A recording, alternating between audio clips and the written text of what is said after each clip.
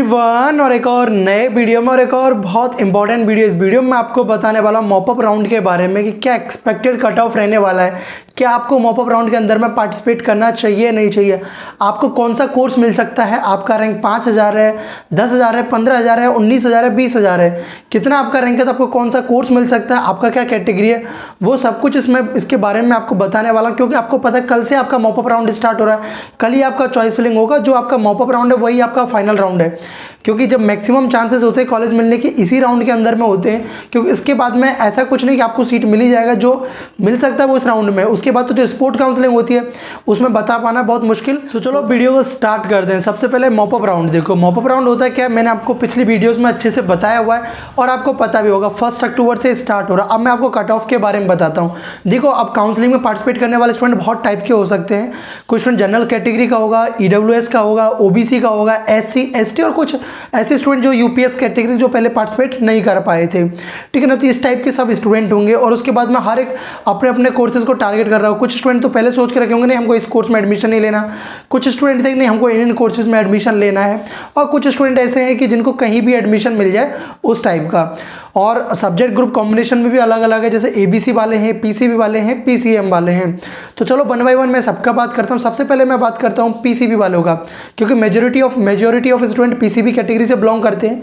अब जो PCB student हैं, और अभी तक जो मेरा काउंसलिंग मेंटरशिप प्रोग्राम है इसमें जितने स्टूडेंट आए हैं काउंसलिंग के लिए, मैंने उनके रैंक को ऑब्जर्व किया है, कितना उनका रैंक फॉल कर रहा है उसके बेसिस पे, और क्या कट ऑफ रहा है और इस बार कितना मिल सकता है उसके बेसिस में मैंने कट ऑफ बनाया, वो मैं आपको बता सकता हूँ।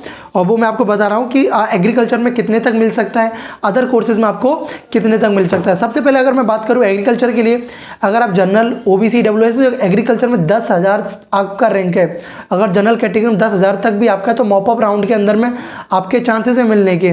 क्योंकि आपको पता है 9,000 रैंक तक तो 4th राउंड में ही मिल चुका है सीट, ठीक है ना। तो आपकी अगर 10,000 तक रैंक है तो आप ट्राई करें कि मॉपअप में अपना एग्रीकल्चर के लिए ट्राई करें, ठीक है ना। एग्रीकल्चर नहीं, अदर कोर्सेज को भी रखना। ऐसा नहीं कि आप केवल एग्रीकल्चर रिपोर्ट करो, अदर कोर्सेज को रखना, बट एग्रीकल्चर को एक ऐसे प्रॉपर सीक्वेंस में डालना है कि जिससे कि आपको मिलने के मैक्सिमम चांसेस हो as compare to other person, ठीक है ना। तो आपका अगर 10,000 तक भी आ रहा है जनरल कैटेगरी में, और EWS और OBC में अगर 12,000 तक भी आ रहा है, तो आपको एग्रीकल्चर के चांसेस हैं, ठीक है ना। अब देखो ये चांसेस हैं, कंफर्म नहीं कि आपको मिल ही जाएगा, ठीक है ना। आपको पता है सब कुछ डिपेंड करता है, ICR सीट एलोकेट करता है। मैंने एक्सपेक्टेड बताया, जैसे मैंने पहले बताया था आपको, जब आपका 1 से 4 राउंड के बीच में भाई इतना आपका हाइक नहीं मिलेगा, थोड़ा बहुत चेंजेस मिलेगा, लेकिन इस बार तो इतना कम कट ऑफ गया कि भाई पहली बार मैं बता रहा हूँ ICR के स्ट्रीम, जैसे मैं 21, 22, 23 और मेरा 24, इतने टाइम से मैं काउंसलिंग कर रहा हूँ, मैंने पहली बार इतना कम कट ऑफ में एग्रीकल्चर और अदर कोर्सेज का एडमिशन होते हुए देखा है, ठीक है ना।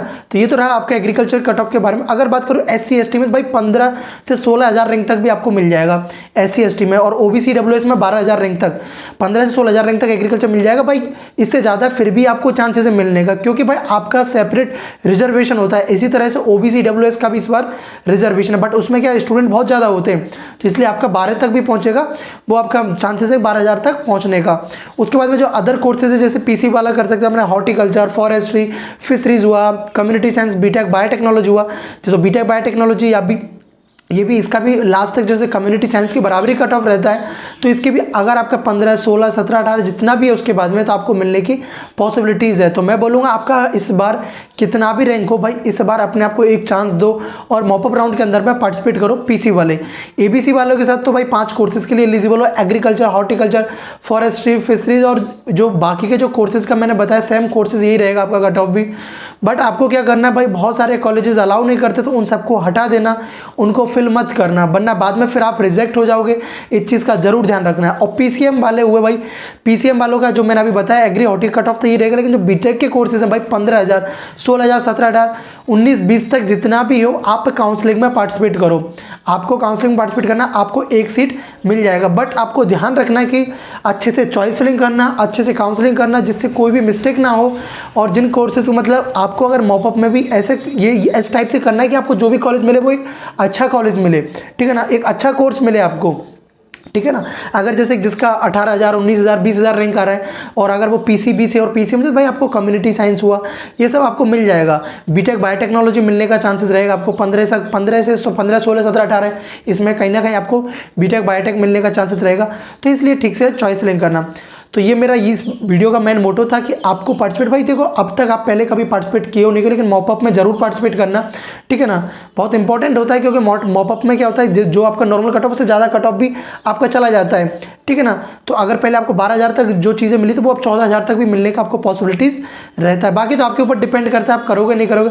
अगर आप पहले 500 रुपये पे कर चुके थे 1 से 4 राउंड तक आईसीआर के पोर्टल पर, कोई सीट नहीं मिला तो दोबारा आपको 500 पे नहीं करना है। काउंसलिंग के बारे में आइडिया नहीं कि सर हमको नहीं पता है, तो वो मेरा काउंसलिंग मेंटरशिप प्रोग्राम ज्वाइन कर सकते हो, जिसका कि फी ओनली 500 रुपीज़ है। इसके अंदर मैं आपको कंप्लीटली गाइड भी करूंगा, इसमें मॉपअप राउंड के लिए भी गाइड करूंगा, स्पोर्ट काउंसलिंग के लिए भी डायरेक्ट एडमिशन। जब तक आपको सीट नहीं मिलेगा तब तक मैं आपके साथ रहूंगा और आपको बताऊंगा। अब इसमें क्या होगा, इसमें आपको देखो चॉइस फिलिंग, जैसे अगर आप खुद से फिल कर सकते हो तो मैं आपको एक बेस्ट प्रेफरेंस लिस्ट प्रोवाइड करूंगा कि आप उसको पुट करना है। देखो आपको देखा भी होगा, मैंने 1 से राउंड तक आपने देखा कितने सारे स्टूडेंट को सीट मिला। भाई मैंने जिनको जैसे बोला कि आप ऐसे फॉलो करो, ऐसे फिल करो, तो उनको सीट मिला, ठीक है ना।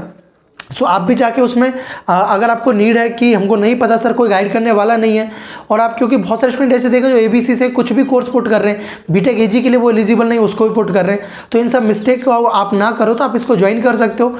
इसमें मैं आपको प्रेफरेंस लिस्ट भी प्रोवाइड करूँगा, आपको गाइड भी करूँगा। इवनली आपको अगर नहीं फिल कर पाते हो, आप साइबर कैफे नहीं जा पाते हो किसी रीजन से, तो आपको फिल करके भी दिया जाएगा, तो इसको ज्वाइन कर सकते हो। ज्वाइन करने के लिए आपको जो QR कोड दिख रहा है इसको स्कैन करना है, स्कैन करने के बाद में जो पेमेंट का स्क्रीनशॉट व्हाट्सअप नंबर पर सेंड करना है, तब आपको ग्रुप के अंदर ज्वाइन कर लिया जाएगा और आपको काउंसलिंग का प्रेफरेंस लिस्ट भी आपको प्रोवाइड कर दिया जाएगा, और साथ साथ आपका काउंसलिंग भी करके दे दिया जाएगा अगर करने में आप असक्षम है तो। चलो, तो इस वीडियो में इतना ही। So thanks for watching, bye bye, take care and keep smiling and stay connected with the study attic. और ज्वाइन करना हो तो लिंक डिस्क्रिप्शन बॉक्स में दिया हुआ पहला लिंक, आप जाके डायरेक्टली वहां से ज्वाइन हो सकते हो। सो बाय बाय, टेक।